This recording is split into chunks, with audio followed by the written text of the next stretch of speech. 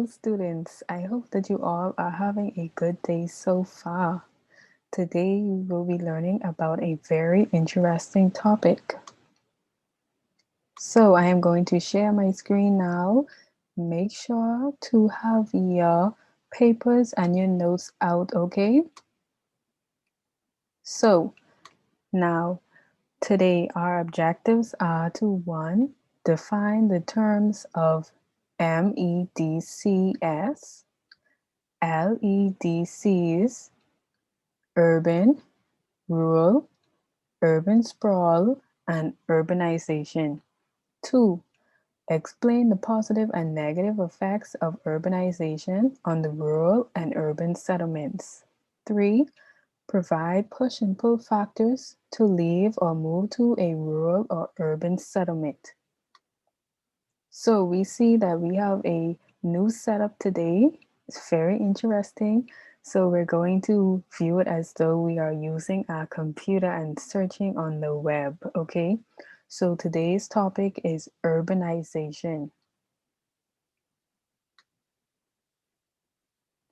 So we're going to go through our titles and click and learn more about urbanization.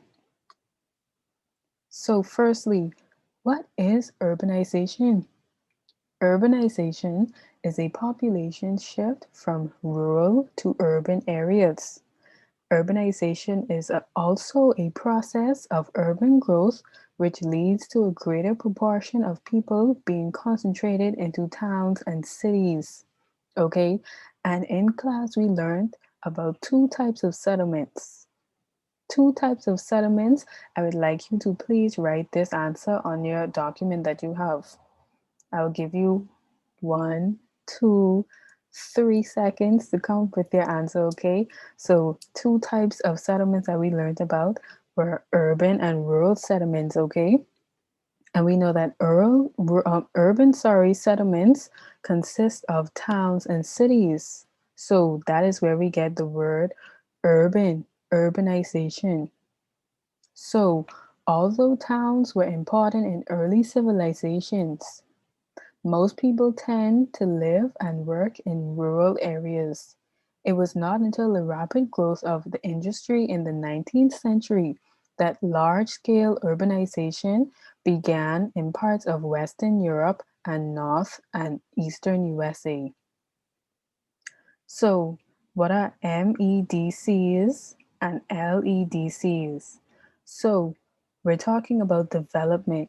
Development means almost the same as wealth, okay? So, an MEDC is a developed country, which is a rich country, rich in economy, rich in services, rich in development, okay? So, we're thinking the USA, China, the United Kingdom, those richer countries, okay? And a LEDC is a developing country, which in some terms are considered poor countries, okay? And development is often taken as a mean of wealth of a country. So, development is also about the quality of life or the standard of living and the extent to which all the people have a decent basic standard of living, okay? So rapid urban growth is much more common in less developed countries or LEDCs. So we're talking about rural to urban migration. Rural to urban migration is the result of push and pull factors, okay? So these are people who are moving from rural areas to these urban areas for specific reasons. So now we are looking at the causes of urban growth. So we see more and more people are leaving rural areas and moving to cities. This is called rural to urban migration. People move because of push and pull factors. Push factors are things that make people want to leave the area. Pull factors are things that attract people to the city, okay? So, push factors. Push factors include unemployment, low wages, crop failure, poor living conditions, poor health and education services, new facilities and services, natural disasters such as droughts, hurricanes, floods, volcanic eruptions, which all destroy the villages and crops, and also a lack of government investment. So we're seeing that these are just a few examples of push factors for why persons may want to leave the rural settlements, okay? Why they want to leave the rural settlements. And now we have pull factors.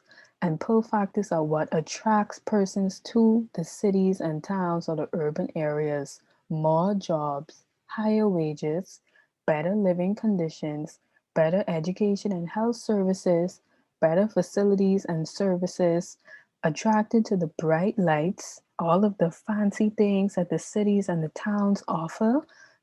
It attracts people, and also better protection. Okay, so protection most likely meaning from police officers. Okay, but even though there are positive things that may attract persons to cities and towns and urban areas, there are problems because of this urbanization. Okay, so people who move think that they will have a better quality of life automatically. Unfortunately, cities face lots of challenges, and the people who move there do not always have a better quality of life that they hope for. So, one of these challenges or problems is traffic congestion, okay? And as the population size increases, the number of vehicles on the road also increases, which means that more cars are on the road, more traffic, and more space needed for parking. Pollution. Now, there are types of pollution. You have air pollution, water pollution, land pollution, noise pollution, and you also have light pollution, which many persons may not even know exists. Yes, you have light pollution where you have so many bright lights that you can see it for miles. It's so bright in the city with all the street lights and billboards and buildings that you cannot even look up and see the stars. That's how bright the lights are. The light is polluting the sky. So, common causes of this pollution is car exhaust from all of the cars that are in the city, the burning of fossil fuels, litter, many street lights, and loud noises. Another problem is housing. The influx of large numbers of people from the countryside into towns and cities often leads to a housing shortage. This grows slum settlements, shanty towns, squatting, and homelessness. Okay, these are words that we have heard even on New Providence or in the Bahamas before. We have heard these words. Okay, another problem is land shortage.